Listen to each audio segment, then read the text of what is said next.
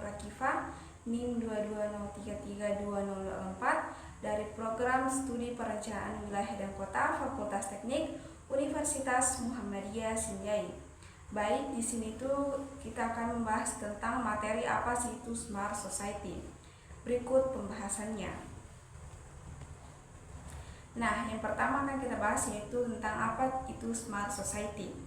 Smart Society adalah masyarakat yang cerdas, terhubung, dan inovatif dengan menggunakan teknologi untuk meningkatkan kualitas hidup, efisiensi, dan keberlanjutan dalam berbagai aspek kehidupan. Definisi Smart Society. Yang pertama, masyarakat cerdas.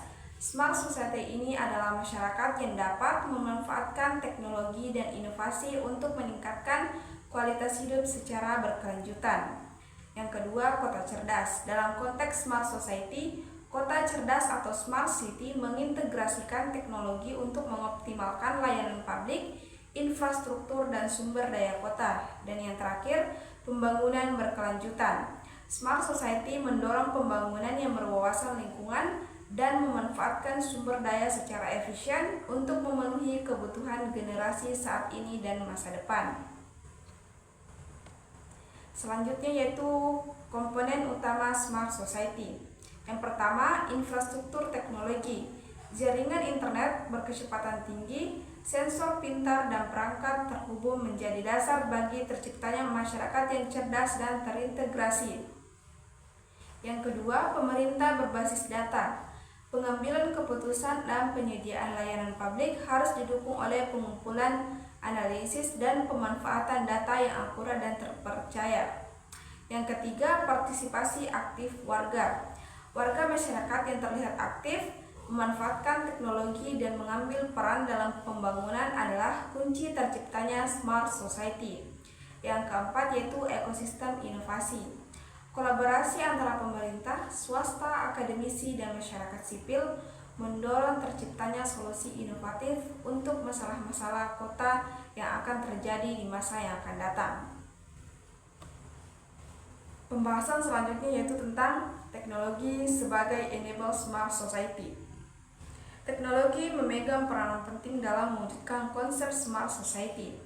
Infrastruktur teknologi yang canggih dan terhubung seperti Internet of Things, dan kecerdasan buatan atau AI menjadi tulang punggung untuk membangun Smart City, Smart Governance, Smart Mobility, dan layanan lainnya yang terintegrasi. Pemanfaatan teknologi secara maksimal akan memudahkan akses informasi, koordinasi, dan kolaborasi sehingga masyarakat dapat menikmati layanan yang lebih efisien, efektif, dan berkelanjutan.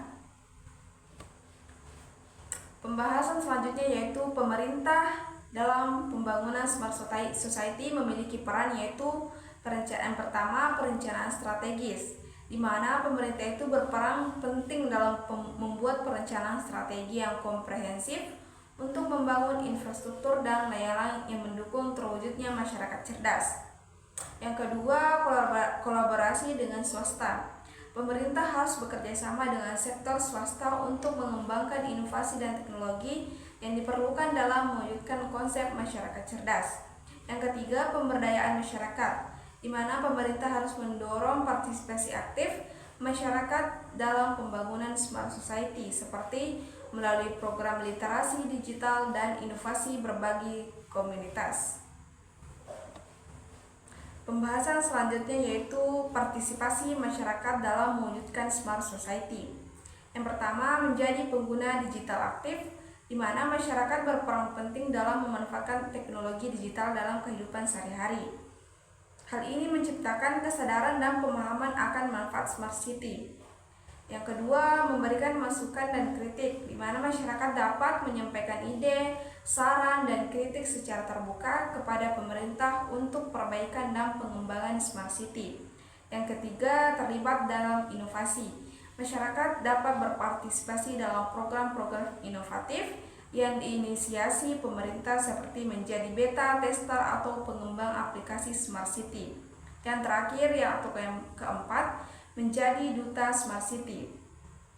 Dengan memanfaatkan dan mempromosikan konsep Smart City, masyarakat dapat menjadi duta bagi lingkungan sekitar, dan lainnya untuk mewujudkan smart society. Pembahasan selanjutnya yaitu tantangan dan hambatan dalam implementasi smart society, yaitu yang pertama kesiapan infrastruktur, di mana membangun infrastruktur teknologi yang canggih dan terintegrasi di seluruh wilayah membutuhkan investasi besar dan waktu yang lama. Kesenjangan akses di internet dan teknologi di berbagai daerah menjadi tantangan utama. Yang kedua, keamanan data. Menjaga keamanan dan privasi data pribadi warga dalam sistem smart society menjadi isu krusial. Perlindungan data dan regulasi yang memadai sangat penting untuk membangun kepercayaan masyarakat. Yang ketiga, literasi digital, di mana masih banyak warga yang belum mahir menggunakan teknologi digital, maka itu diperlukan upaya serius untuk meningkatkan literasi digital tersebut kepada masyarakat agar kita dapat memanfaatkan layanan smart society ini dengan baik. Yang keempat yaitu koordinasi lintas sektor, di mana implementasi smart society membutuhkan koordinasi yang baik antara pemerintah, swasta, dan masyarakat. Akibat kurangnya sinergi dapat menghambat integrasi sistem dan layanan cerdas. Pembahasan selanjutnya yaitu solusi inovatif untuk smart society.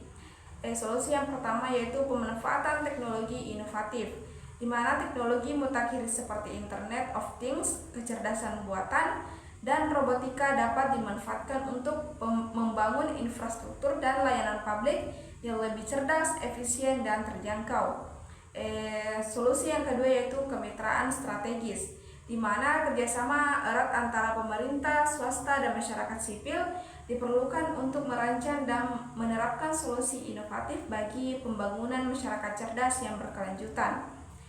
Solusi yang ketiga yaitu peningkatan literasi digital, di mana upaya peningkatan literasi digital bagi masyarakat ini, terutama kelompok rentan, sangat penting agar mereka dapat terlibat aktif dan merasakan manfaat dari ekosistem smart society. Pembahasan selanjutnya yaitu teknologi utama smart society. Yang pertama, Internet of Things adalah jaringan perangkat fisik yang terhubung dengan internet untuk berkomunikasi dan bertukar data. Contohnya sensor pintar di rumah, kota pintar, dan infrastruktur terhubung, dan perangkat kesehatan yang memantau kondisi pasien. Yang kedua yaitu Big Data dan analisis data adalah pengumpulan, penyimpanan, dan analisis sejumlah besar data untuk menemukan pola dan wawasan yang dapat digunakan, contoh analisis tren konsumen, manajemen lalu lintas kota, dan personalisasi layanan publik. Yang ketiga yaitu blockchain adalah teknologi buku besar terdistribusi yang memastikan transaksi yang aman dan transparan. Contohnya mata uang kripto seperti Bitcoin, kontrak pintar atau smart contracts untuk transaksi otomatis, dan sistem identitas digital. Yang keempat, 5G dan jaringan telekomunikasi lanjutan adalah generasi kelima teknologi jaringan seluler yang menawarkan kecepatan tinggi dan latensi rendah. Contohnya konektivitas internet super cepat untuk perangkat Internet of Things, aplikasi augmented reality atau AR, dan virtual reality atau VR, serta layanan telemedicine. Yang kelima, teknologi energi terbarukan adalah sumber energi yang dapat diperbarui dan ramah lingkungan. Contohnya panel surya, turbin angin, dan jaringan listrik pintar atau smart grid. Yang keenam atau yang terakhir yaitu teknologi smart home adalah perangkat dan sistem yang membuat rumah lebih pintar dan efisien, contohnya termostat pintar, lampu otomatis, dan sistem keamanan rumah terhubung. Nah, pembahasan selanjutnya yaitu di sini kita akan membahas yaitu bagaimanakah masa depan smart society itu? Masa depan smart society adalah masyarakat pintar diperkirakan akan semakin terintegrasi dengan teknologi canggih yang memungkinkan kehidupan sehari-hari menjadi lebih efisien, nyaman, dan berkelanjutan. Dengan perkembangan Internet of Things, kecerdasan buatan, dan Big Data, masyarakat akan menikmati fasilitas kota pintar yang mencakup transportasi cerdas, pengelolaan energi yang efisien, dan layanan kesehatan yang ditingkatkan.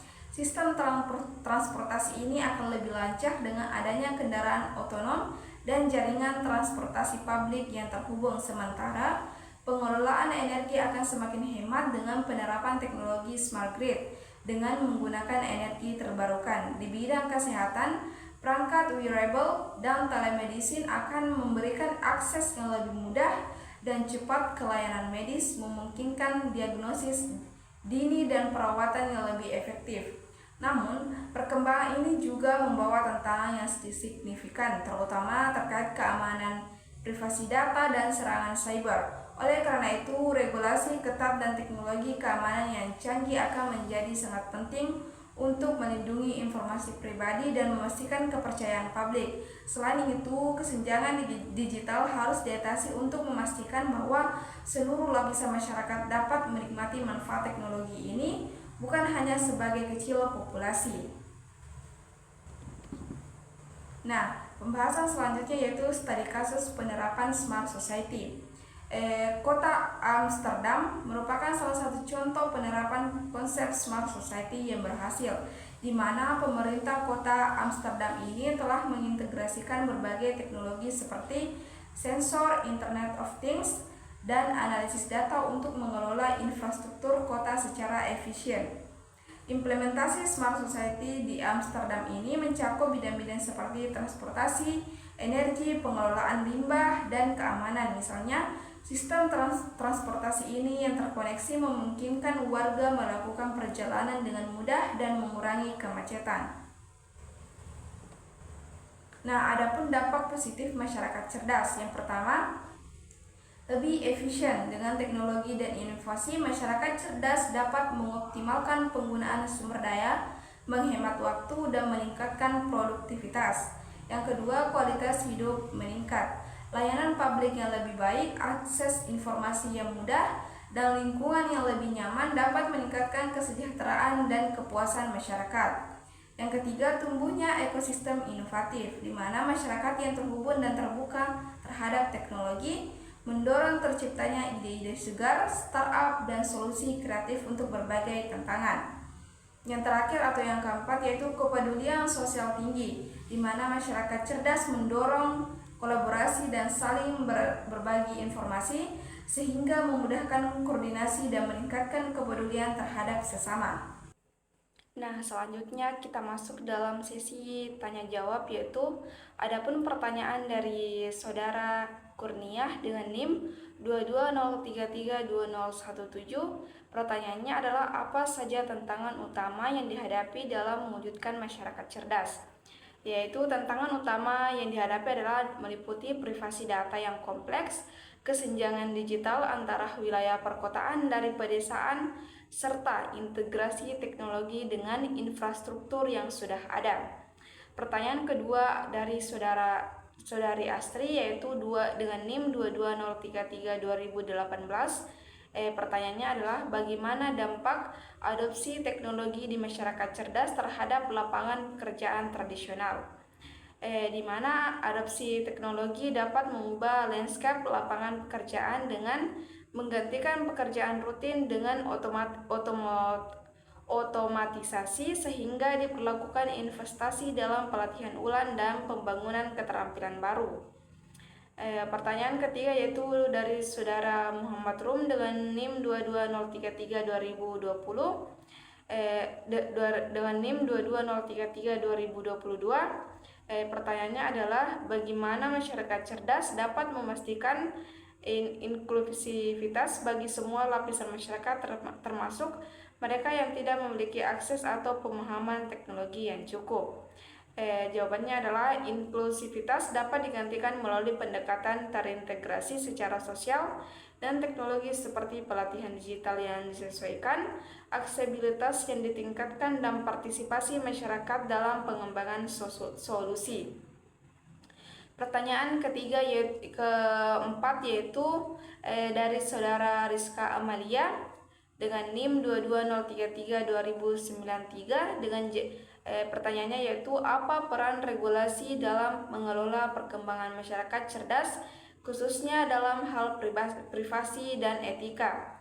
Jawabannya adalah di mana regulasi ini diperlukan untuk mengatur penggunaan data, mengamankan privasi individu, serta menetapkan standar etika dalam pengembangan dan implementasi teknologi dalam masyarakat cerdas. Pertanyaan terakhir yaitu dari Saudara Gilang Darmadi dengan NIM 22033-2077. Pertanyaannya adalah bagaimana masyarakat cerdas dapat mengatasi tantangan keamanan cyber yang semakin kompleks? Jawabannya adalah masyarakat cerdas harus mengadopsi pendekatan yang holistis terhadap keamanan cyber, termasuk investasi infrastruktur yang aman, pelatihan kesadaran cyber bagi warga, serta kolaborasi antara sektor publik.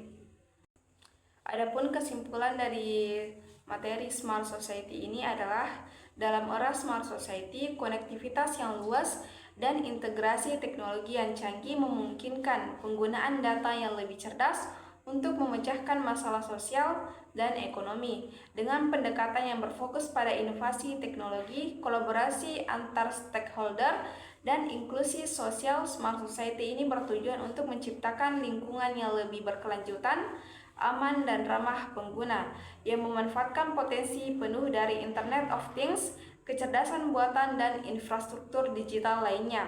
Dengan menerapkan solusi berbasis teknologi ini, Smart Society memiliki potensi untuk meningkatkan efisiensi energi, transportasi, layanan kesehatan, dan masih banyak lainnya, sambil mempromosikan inklusi dan pemberdayaan masyarakat secara keseluruhan. Nah, itulah tadi materi tentang Smart Society. Apabila ada kekurangan, mohon dimaafkan. Billahi fisabilil haq fastabiqul khairat. Wassalamualaikum warahmatullahi wabarakatuh.